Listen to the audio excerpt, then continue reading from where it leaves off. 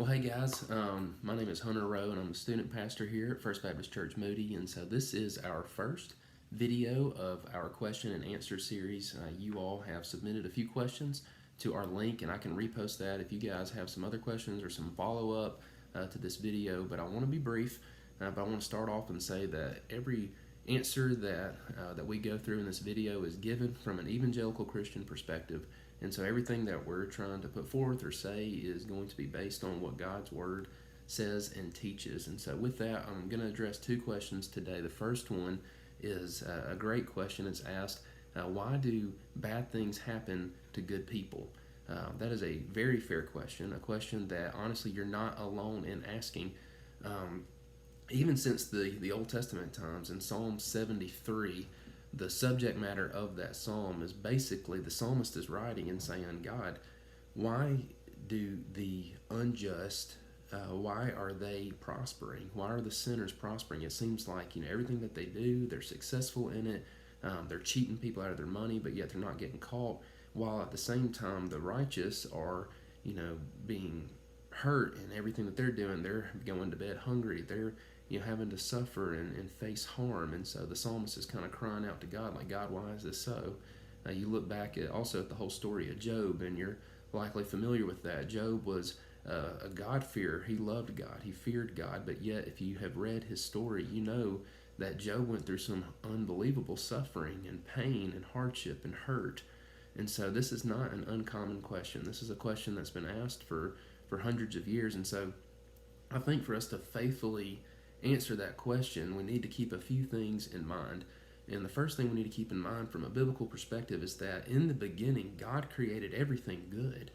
God's initial creation was good. When he created the world in 6 days and rested on the seventh, after every day he said, behold, it's good.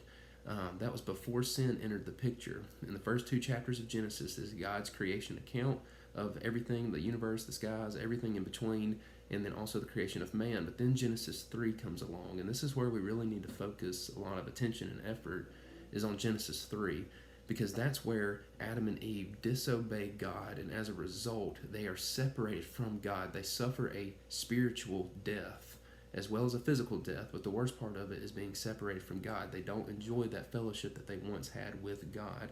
And so we know as Christians that the only way that fellowship can be restored is through Jesus Christ.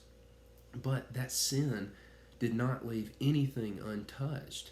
Sin not only affects us spiritually, but sin also affects the creation itself. That's what Romans 8 is talking about when Paul's writing in Romans and says the creation itself is groaning.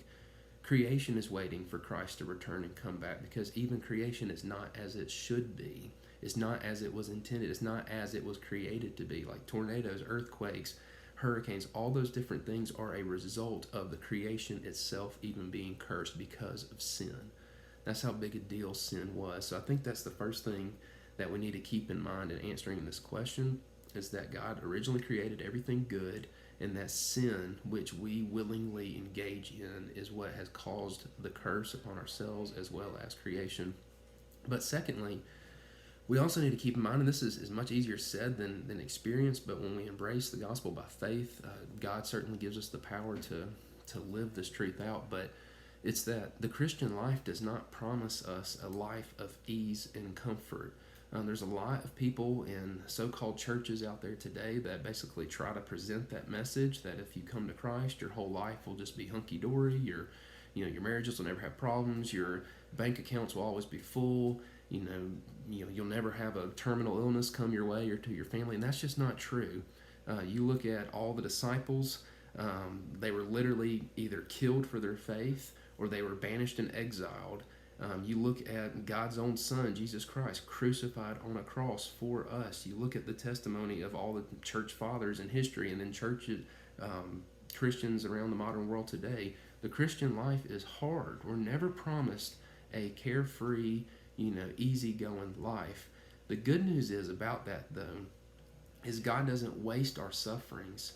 James tells us that our suffering produces endurance and character and perseverance. God uses our suffering, even though it's a bad thing. God uses those things for good. He uses them to make us look more like Jesus Christ. And so I think that's another key thing that we really always need to keep in our mind when we think about that difficult question, why do bad things happen to good people, is that God never promises us an easy life. In fact, I would argue that as a Christian, it's almost promised the opposite, right? Because the world hates us. We know that because the world hated Christ, and if we're followers of Christ, we also will be hated as well. And I think finally, also, another point is that there is no good person by the Bible's definition. Obviously, according to God's standard of holiness and righteousness, we all fall short, every single one of us. And that's where the good news of the gospel comes in, because Christ did for us what we could not do for ourselves. And so there are no good people, technically, obviously. And then finally, I think a good thing for us to keep in mind as well when we think through this, because this is a hard issue to think through. It's not easy, but we need to keep in mind that history is heading somewhere. God is the great God. He is sovereign. He has all things in control. He's the God that declares the end from the beginning. He has a plan and he has a purpose, and that purpose will not fail. And so God tells us in his word in Revelation that he's going to wipe away every single tear. Every single pain is going to be done away with, and God is going to make all things right. So every heartache you've experienced, every death of a loved one, even if that was at an early age or whatever else, all those pains will be made right by God at the conclusion of history. He's got it in control. That's what gives us hope as we live this life, because I'm not going to pretend like, I don't have to convince you to think I was crazy if I said this life doesn't have troubles and hurts and pains, because it does. But we have hope in the gospel of Jesus Christ because we know history's heading somewhere, and we look forward to that day. So that's a very brief treatment of that question.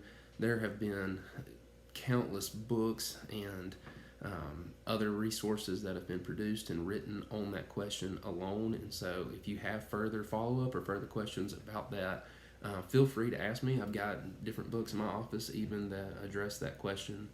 You can also kind of research it as, you might call it, the problem of evil. That's another way people or philosophers have put it. But it's a great question. The second question